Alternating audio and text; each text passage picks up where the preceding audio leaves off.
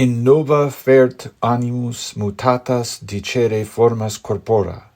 Di, coeptis, nam vos mutatist et illas, ad spirate meis primaque ab origine mundi, ad mea perpetuum deducite tempora carmen. The opening words of Ovid's Metamorphoses, admittedly probably spoken with an ecclesiastical Latin and modern Spanish accent, but in English these first lines may be rendered thus: My mind is bent to tell of bodies changed into new forms. O gods, for you yourselves have wrought the changes, breathe on these my undertakings, and bring down my song in unbroken strains from the world's very beginning, even unto the present time.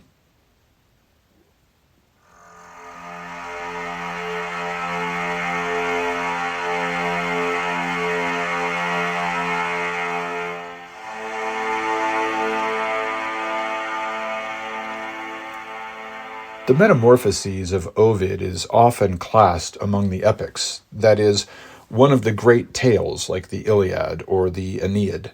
And those first lines certainly would remind a reader of the epics, of the opening lines of the Iliad and other works, in which the author calls on the gods or the muses to inspire him, to favor his work. However, it doesn't take long reading the Metamorphoses before you realize that this series of intertwined mythological tales is not like any epic you have ever read. Not really. Not in the same way that the Iliad or the Aeneid is an epic, not even in the same way as Beowulf or Chaucer's Canterbury Tales. Nor is the Metamorphoses simply a compendium of myths like the work of Apollodorus in his Library of Greek Mythology. No, if you are working your way like us through history in a chronological foot march, the Metamorphoses is something unique. Something that you have not encountered before. This is not the tale of a single human or quasi-human hero enduring trials and overcoming challenges. The Metamorphoses is instead really not about anyone in particular. It's not about people, and it's not about the gods. The Metamorphoses is an ancient text about the only thing that its author, Ovid, saw as real and true in all of life. The only thing that can be truly ascertained about the world is that everything changes. Change is oddly the one consistency of life, and change comes in many forms. One of the most basic changes that we experience in life is age. Take a child and the man that he will someday become and the old man that will soon die. They are all the same person, but they are distinct in so many ways. Physically, psychologically, and so on. Of course, since myth is at the heart of the tale, in its telling, we often see more dramatic metamorphoses, such as when the glare of the Medusa turns men to stone, or when Zeus transforms into a bull or some other creature to seduce or just to surveil a lover. And as you progress through the work, you realize that the entire tale, the Metamorphoses, all 15 books of it, are really just one big long change, one long metamorphosis. Each story transitions almost seamlessly into the next. You are not reading a collection of disparate stories about the gods and the heroes of the past. You are reading one long story that winds like a single thread around and through almost 250 different strands of narrative. And sometimes you may not even notice as one story develops into the next. I, alas, am not so artful as to make such seamless transitions. Before we transition to the body of this episode, please remember to check out the website at western-traditions.org. That's western-traditions.org. There you can find all the episodes of all 12 of the podcast series. There's even a shopping page where you can buy Western Traditions merchandise. If you wish, you can contribute directly to the support of the podcast through the PayPal or Patreon options. Patreon supporters get access to my Patreon page where I share additional history resources, provide updates about the course of the podcast, and publish the occasional essay. And now, let us turn back to the Metamorphoses, the masterpiece of the Roman poet Ovid, who lived during the reign of the first two emperors of Rome, but whose work has come to represent the substance of Roman mythology for all ages.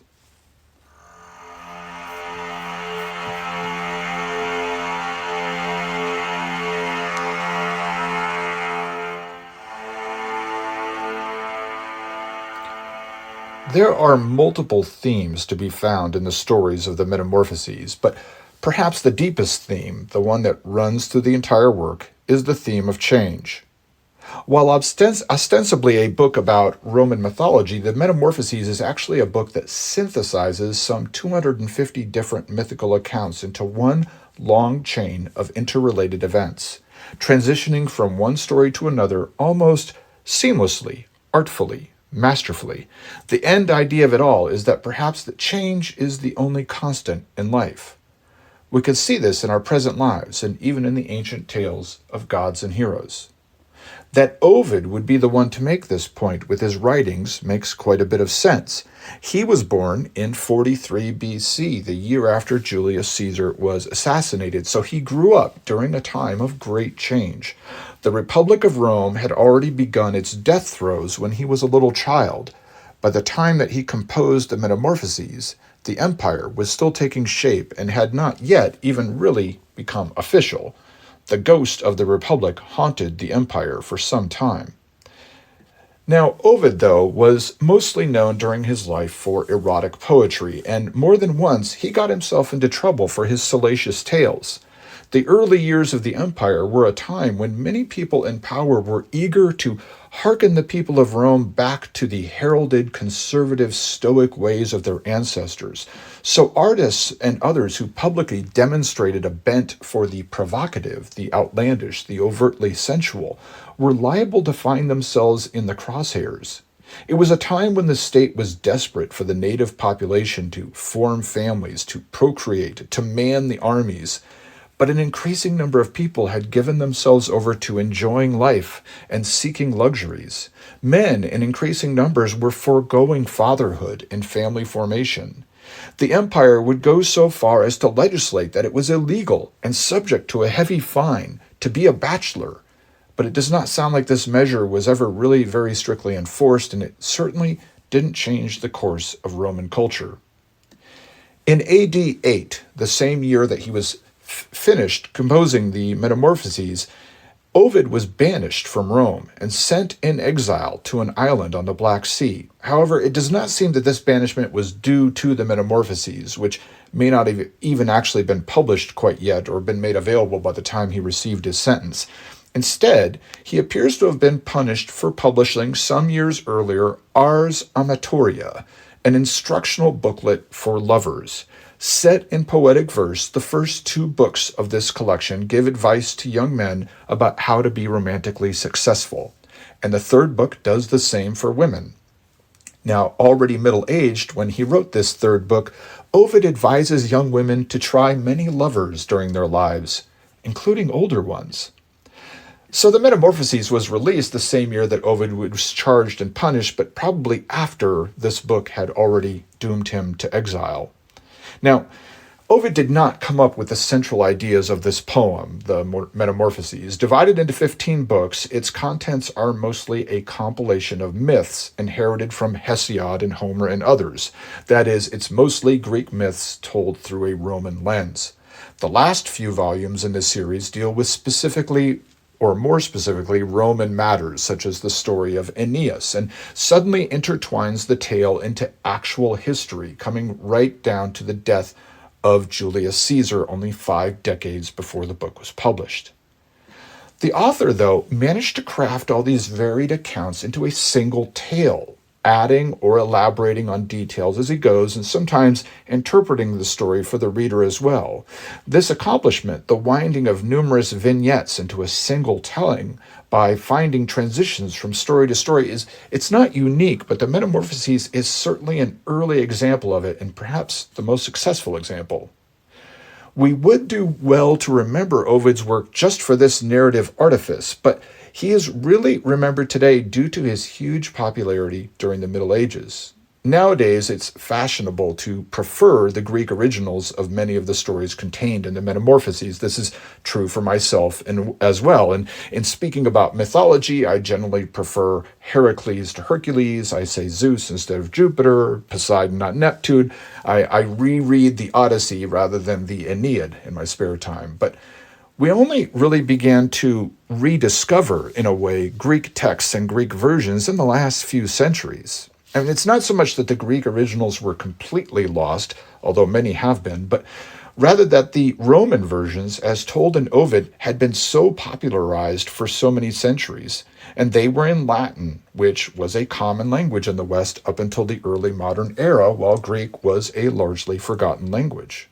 And indeed, it is true that some myths, originally Greek, now remain to us only as retold by Ovid in Latin, because the Greek originals have since been lost.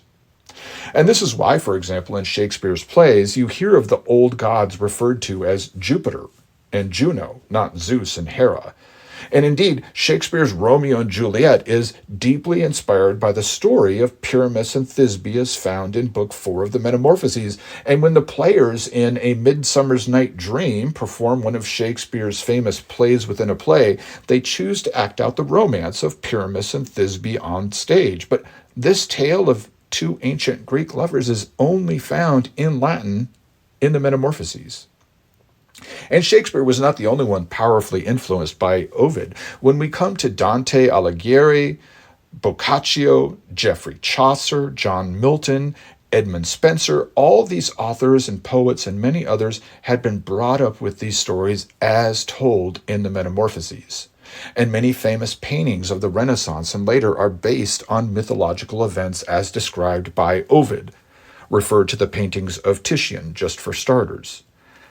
In the last few centuries, as appreciation for the original Greek myths grew, veneration of Ovid has waned, but his writings, this work in particular, are a solid brick in the foundation of our Western traditions. It is somewhat curious, though, for our modern minds anyway, that it would be Ovid whom the monks of the Middle Ages would so admire that they would endlessly copy and recopy his work while letting other masterpieces slowly fall into decrepitude on medieval shelves. Because Ovid's stories are probably some of the naughtiest, and that is saying something when we're talking about Greek myths, considering what we already know about their core narratives, such as the story of Zeus's philandering, or as I should say, Jupiter's philandering. We should be grateful, though, that our ancestors preserved this incredible work. In it, we will find powerful themes about human life, and we will find that change, that transformation, and transitions are part of the very foundation of reality. That life and reality are fundamentally mutability is a striking philosophical reflection that is not simply Western, but it's something that all cultural traditions from around the globe can appreciate. The Bible, too, is another metamorphoses in this sense, in the way that it transitions from one story to the next, via connections that are sometimes fundamental and other times more tenuous, but there's always that thread connecting them and uniting the entire text into one single powerful meaning. Perhaps this relationship to the Bible in terms of storytelling method explains better than anything else the Christian appreciation for the Metamorphoses during the Middle Ages. And there are many sub-themes to be found here in Ovid's work. Love and violence will catch our attention, and horribly moved we will be by their combination, the mixture of love and violence that is rape. And scholars continue to speculate down to this day just how much of the Metamorphoses was, in some way, a political document. Written when the empire was young, how much of this story about change was a reflection of the changes occurring around the Roman Empire as it shed its republican trappings and became a tyrannical state? How much of it was warning that this imperial administration would also transform one day into something else? It would be a fortunate Ovid that died before the heirs of the more benevolent Augustus turned power over to men like Caligula and Nero.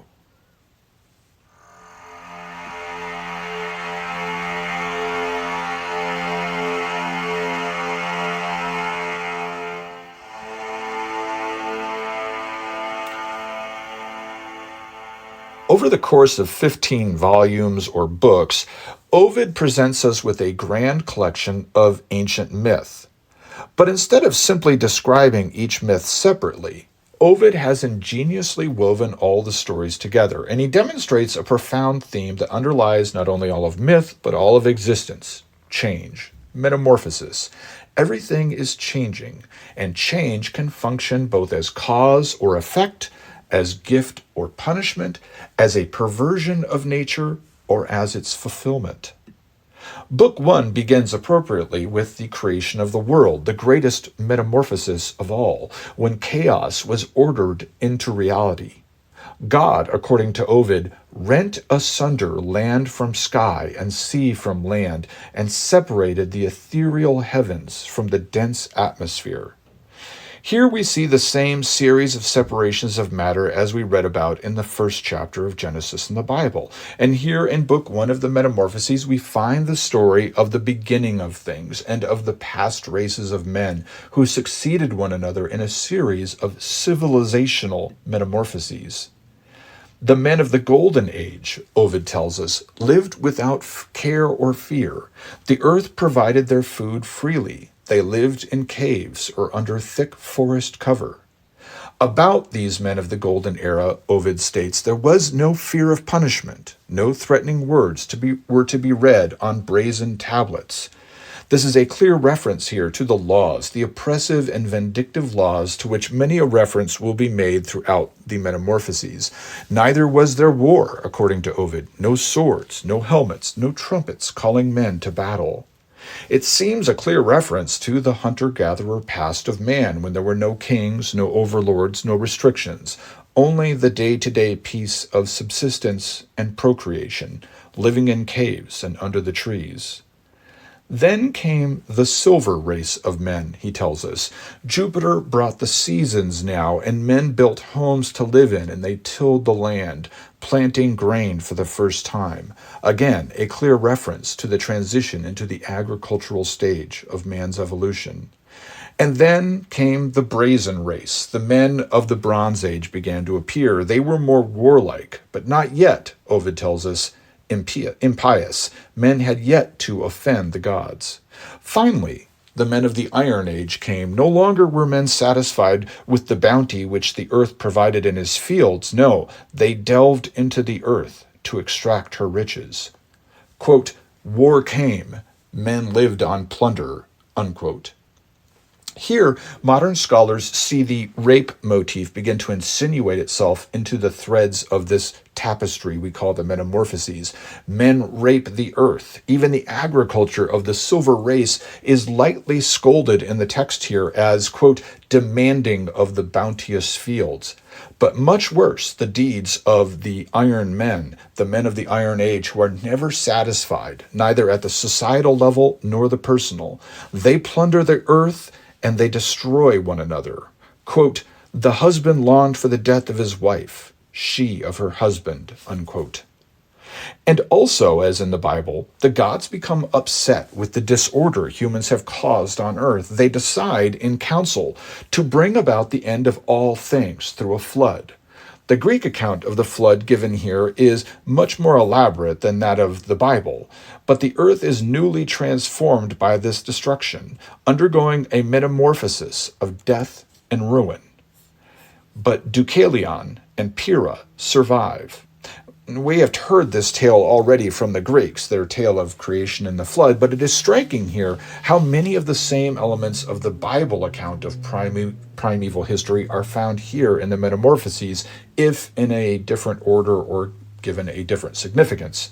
The survivors of the flood regenerate the human race not through their own procreation alone, though, as it does occur in the Bible, but here they regenerate the human race through the throwing of stones behind them.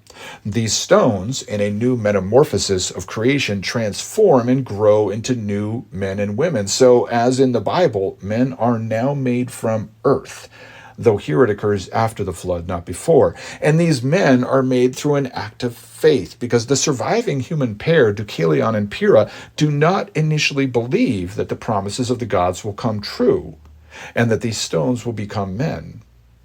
And the serpent of the Bible is here too, but here, in the Metamorphoses, he's called Python, a huge snake that terrifies men until Apollo, the god of light, slays it with his bow. And here the story of Ovid's Metamorphoses makes one of its characteristic transitions into a new story while retaining connections, however slim sometimes, to the preceding tale. Having brought Apollo, or Phoebus, as the name is rendered here, into the story, Ovid now begins to tell us of that god's first love, Daphne, the wood nymph after whom he chases. And in a story we all probably know, she is turned into a laurel tree to protect her from Apollo's unwanted advances. And then, since the story ends near the river Peneus, over which the nymph's father rules, we transition to the next story in the collection, which concerns Jupiter's love and desire for Io. And it so happens that her grieving father is mentioned in a description of the vale through which the river Peneus runs. And so Ovid, having mentioned this, carries on into the story of Io. By now, perhaps you're seeing how the 250-some narratives of the Metamorphoses are all connected, sometimes meaningfully, and sometimes just through the barest hint of a relationship, a similarity of locale, a blood tie to one another, a resemblance between plots of one story with the next. I'll provide another example of Ovid's transitions. We change over in Book 13 from the account of the end of the Trojan War to the sojourn of the Aeneid, the long journey of the Trojan refugees from their ruined city to the coasts of Italy. But while discussing Sicily, one of the stops on this journey, the tale digresses into the unrequited love story of the beautiful maiden Galatea and the Cyclops Polyphemus, who lived in Sicily and who also figures so importantly in the Odyssey. And when Galatea quits her tale, one of the listeners is named Scylla. She's a water nymph, and she swims away and begins her own adventure, which will eventually lead to her metamorphosis prior to appearing in the Odyssey, when Ulysses must navigate between Scylla and Charybdis. And then the story resumes its summary of the Aeneid. But it never becomes a gimmick, this way of moving the continuous narrative of the Metamorphoses on to the next story and then weaving back into something previously mentioned, but perhaps from a different perspective. Each transition varies in its appearance, and sometimes it's simply a change of topic in a single storytelling session, such as between books 8 and 9, when Theseus, who has sat patiently listening to the wounded river god Achilles recount a horrid tale about Erysichthon, a king whose hunger could not be sated until he finally consumed himself. At the beginning of Book 9, then, Theseus prompts the same storytelling river god by asking him, why has he just groaned at the end of that story? And the aquatic deity then explains by flowing into a new tale about Hercules. But Metamorphoses is exemplified in the structure of the story as well as its contents. Book 9 begins with that story about Hercules, the most masculine of men. That book ends with the myth of Iphis and Ianthe. Iphis was born a girl, but disguised through her youth as a boy for fear that her father would kill a girl child. The ignorant father finds a bride for his now grown daughter, who he thinks is his son, who then falls in love with her appointed mate, and is later transformed into a man so that the couple might experience marital bliss.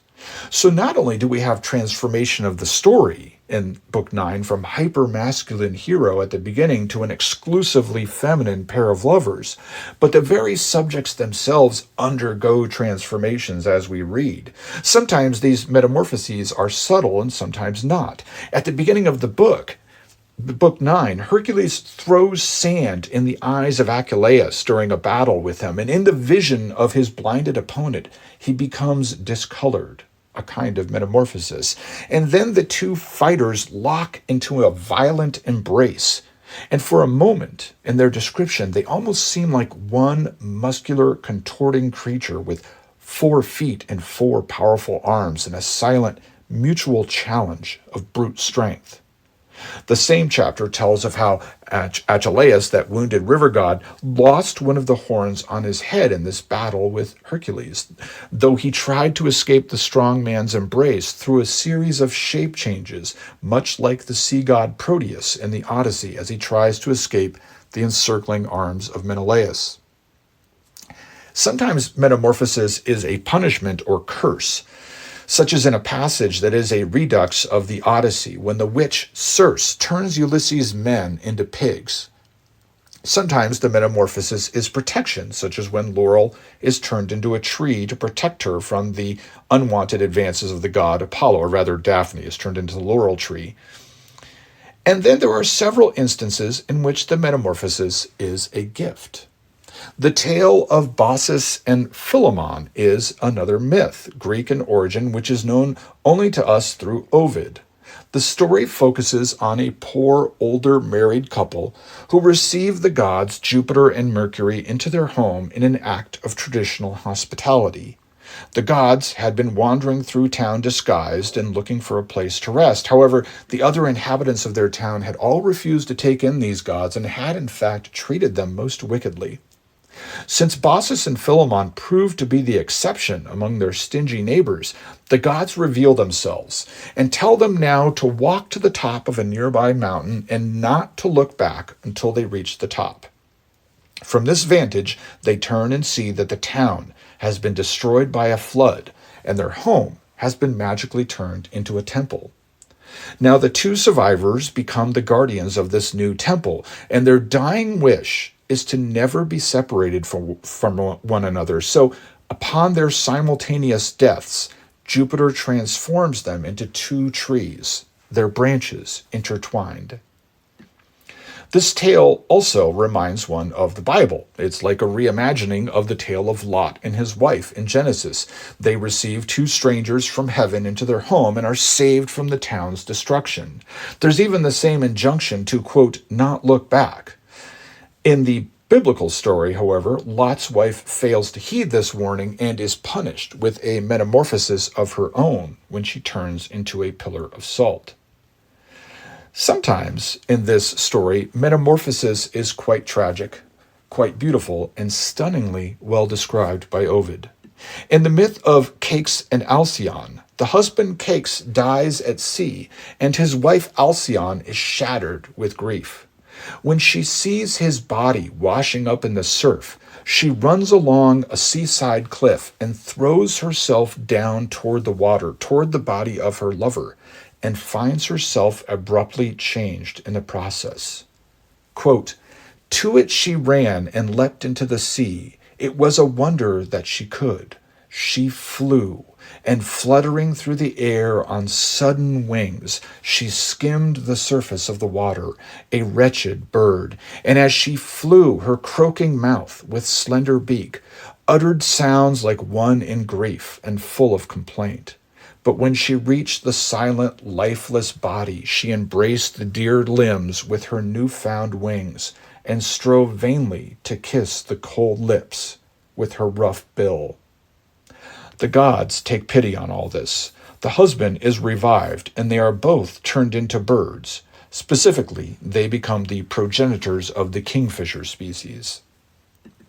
A large number of the transformations in this poem actually involve people turning into birds, either in suffering or in apotheosis. And it is fitting, this association of birds with so many matters of significance, because this is a Roman tale, and as you will continue to see in upcoming episodes, the Romans considered birds to be particularly important creatures of omen. And time again, we have and will see men to whom we would otherwise impute a great deal of superior wisdom. We will see them bow down before the auspices of a mere flight of birds and abruptly change course, deciding to attack or not to attack, to sail or not to sail, to found a city or not, all based on their witness of a flight of birds.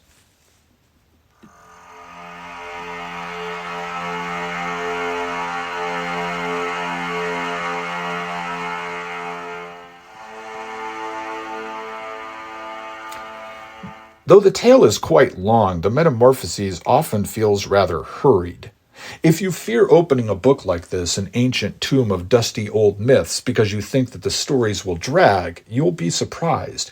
A typical English translation will be some 300 pages of dense writing, but Ovid has squeezed some 250 separate narratives, some short, some long, into this space. The pace of it all is nearly breathless, and indeed, you might actually be disappointed sometimes at how quickly certain myths are retold or even almost passed over. Given how little on average can be given to each individual myth in the space available, we should understand first that Ovid must have gone through quite a selection process of all the known mythological stories of his time in order to narrow down his choices. So, just the presence of an account in the Metamorphoses is significant. It was chosen, while something else was not. And that hits hard because, as I said before, many Greco-Roman myths are known only through Ovid's retelling. In other words, some of the myths that you might have heard as a child and have always thought of as classic Greek myths are really only known through the version given by Ovid, which often has Ovid's own spin on the tale and is not necessarily a faithful rendering of the original. Those Greek originals are often lost to time and the elements, as are many stories that Ovid chose not to retell. It is also valuable, given the limitations of space, to note which stories receive longer passages in the Metamorphoses. Obviously, those are ones that Ovid considered more worthy of focus. For instance, in Book 3, there's a very extended passage which covers the myth of Narcissus. Is this just because it was what Ovid thought would be in high demand among the Romans of his time, this story of a young man who thinks so highly of his own beauty that his very name has become the adjective narcissistic in modern society? The love story of Pyramus and Thisbe is also given a very lengthy passage here, as are many other stories of love, and this seems understandable. Ovid wanted to sell books to be popular, and so he gives the public what it wants: sex and violence. Maybe things haven't changed that much in 2 years. As for violence, it is everywhere in the text, but sometimes there are even extended scenes of battles, such as when Perseus is among the Ethiopians in Book 5. A fight breaks out, and page after page of wild combat only comes to an end when the hero, seeing that he will probably not win this fight fair and square, pulls out Medusa's decapitated head from inside his robe and begins turning his enemies to stone, one after the other, in a series of fatal metamorphoses. Yet you may be disappointed by the brevity with which other matters are treated. The entire substance of the Greek tale of Medea, for example, which deals with how a jealous and vengeful Medea murders the sons that she shares with the hero Jason and murders his new wife as well, all of that drama and violence is passed over in a single sentence in Book 7. Quote, "After the new wife had been burnt by the Colchian witchcraft, she stained her impious sword in the blood of her sons, and then after this horrible vengeance, the mother fled Jason's sword." Unquote. Afterward, Medea attempts another revenge plot against her new husband Theseus, but all this is also passed over in a short passage which ends with this mysterious sentence: "But Medea escaped death in a dark whirlwind that her witch songs raised." Weighing it all in the scales, probably the passage given the most space, however, are the raciest ones. For example, in Books 9 and 10, Ovid spends page after page on two tales about incest. Now, we've already been through Greek myth and drama, and thus we know the story of Oedipus. But that story was a story of accidental incest. And Oedipus and Jocasta, son and mother, upon discovering their sin, go in shame to their disastrous ends. But here, in Books 9 and 10 of Ovid's Metamorphoses, the incest is sought after. In each story, a young girl realizes that she is romantically drawn to a man in her family, in one case a brother, in the other her father. These stories are not celebrations of incest, but neither are they misunderstandings. The young women's desire for their male relatives is conscious, open, and graphic. And again, as with every story here, there are all forms of transformation, of metamorphosis. The usual story of love between a man and a woman is distorted. Natural sexual desire becomes inverted and twisted. An incestuous relationship is nothing but a traditional romantic encounter contorted and turned upon itself, like a snake eating its own tail. Transformative, too, are the bloody, violent repercussions and retributions when the male targets of these love interests realize what is happening. In the story of Mira, In Book 10 of the Metamorphoses, the father discovers his daughter's lust for him only after she has disguised herself, coming to his room at night and sleeping with him multiple times.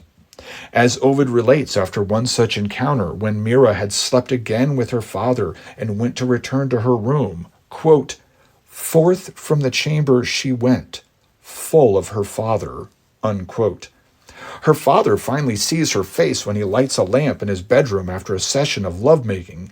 The enraged man takes after his daughter, with a real sword this time, and she flees his land, going all the way to Yemen in the south of the Arabian Peninsula, where she becomes a tree.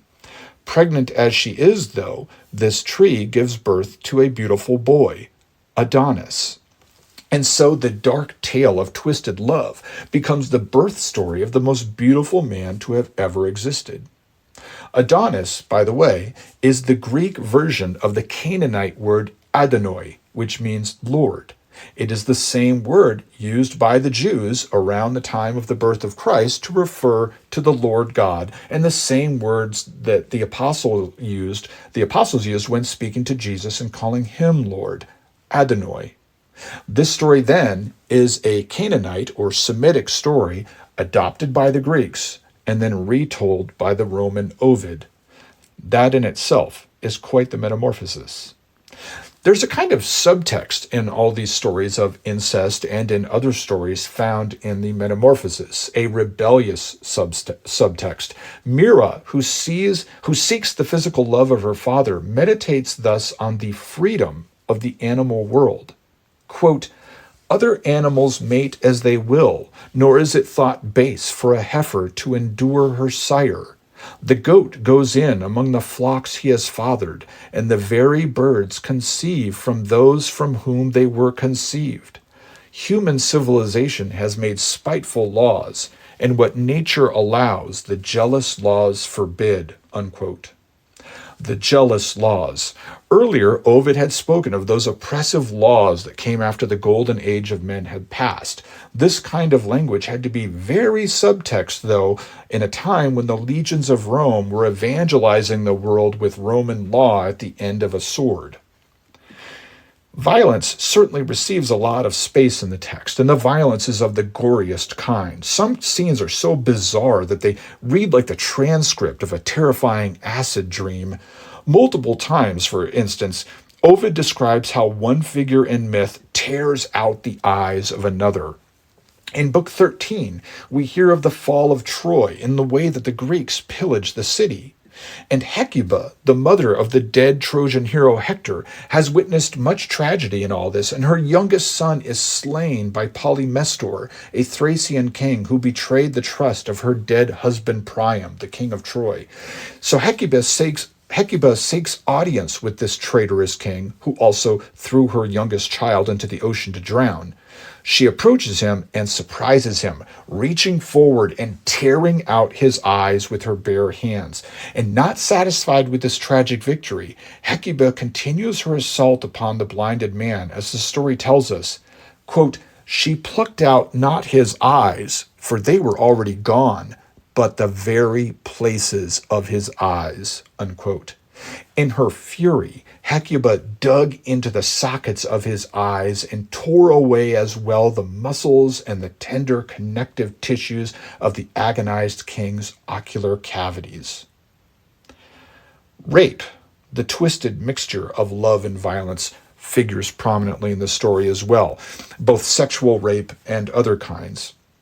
In Book 6, we hear the tale of a king who began to lust for his wife's younger sister. After he rapes her, she threatens to tell his wife, her sister, so he cuts out her tongue, which is then described as thrashing about like a snake on the ground at the girl's feet. And then, as Ovid tells us, the king, quote, "worked his lustful will again and again upon the poor mangled form," unquote, repeatedly raping his mutilated sister-in-law. Nevertheless, even with its focus on the salacious and the tawdry and the violent and the gory, the Metamorphoses is a truly Roman document. Let's not lose sight of that. This is a tale ultimately of staid conservatism, however obscured by the nastiness of real life. For example, while men can be depicted as cruel, barbaric, and evil, fathers, for nothing more than their simple virtue of fatherhood, fathers are highly respected, as is the family itself. In Book 13, when Aeneas is depicted in flight from fallen Troy, he carries away more than his arms and personal treasures. Quote, "He bore away upon his shoulder Venus's sacred images, and another sacred thing, his father, a venerable burden. Of all his great possessions, the pious hero chose that portion, and his own son Ascanius." Unquote.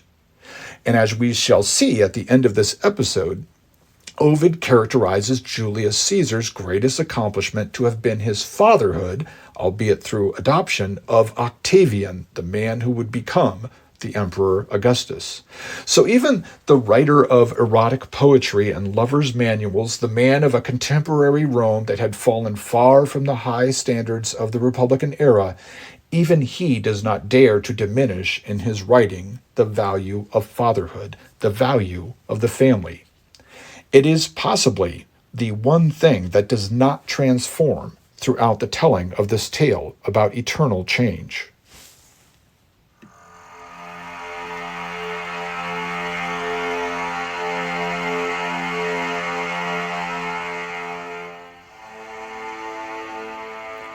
The Metamorphoses, over the course of 15 books, manages to wind its way out of the world of myth and into the real history of the Roman state.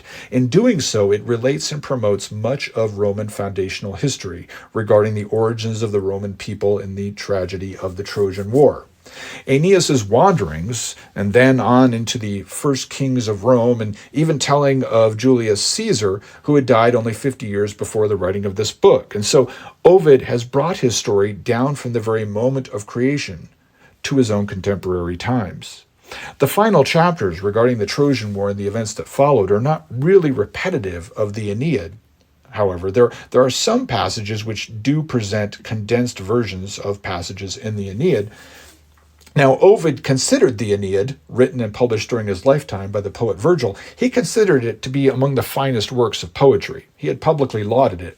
But he also elaborated on and embellished aspects of the tale to suit his own purposes here. Nevertheless, after many a long slog through episodes similar to or parallel to the Iliad, the Odyssey, and the Aeneid, in the last few books of the Metamorphoses, the winding narrative finally comes to the story of Romulus, the first king of Rome, in Book 14, and continues on through his heirs into Book 15. I will cover more about these kings in the coming episodes and under a hopefully less and less mythological light, so right now I will pass over them. But those episodes of mine will be historical representations. While Ovid intertwines history with his narrative, myth and metaphor and metamorphosis are still his focus, and these books contain a lot of things that are products of his genius.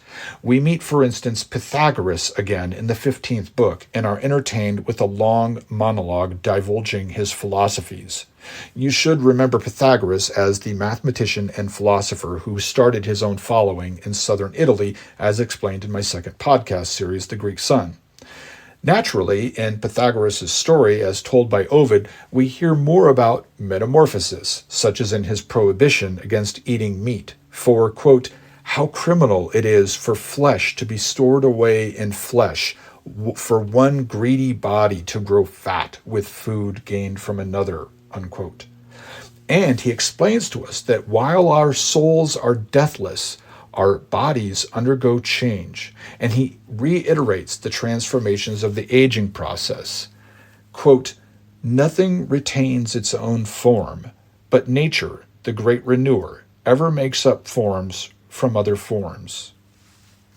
Pythagoras goes on to describe how even the greatest nations of men have suffered change, have been transformed. Once mighty Sparta is now but a desolate countryside. He reminds us that Troy fell long ago, as did Mycenae. But Pythagoras stops here, perhaps to save Ovid's neck, because while it's certainly implied that you could say the same about imperial Rome, that it too will fall someday, Ovid does not quite let that idea leak into the text.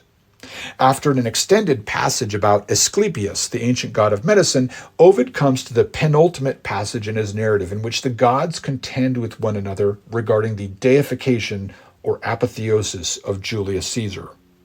Here, obviously too late to spare himself from punishment, Ovid tries to placate Augustus, the emperor or first citizen, as he styled himself at that time.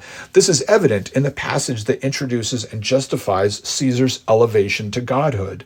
Quote, "For there is no greater work among all Caesar's achievements than this, that he became the father of our emperor." Unquote. Now, the matter of the empire is all far into the future for us, many, many episodes away. So again, the politics of this matter will be revisited in future episodes. But let it suffice to say that Ovid successfully completes his journey from the obscure myths of the ancient creation of the world all the way down to the present day, his present day. He managed to wind and bundle the mythical and the contemporary into a single thread, a single narrative that is unambiguous about ambiguity. A solid mass of writing that insists that nothing is solid, that, just like the words that he puts in Pythagoras' mouth, nothing retains its own form.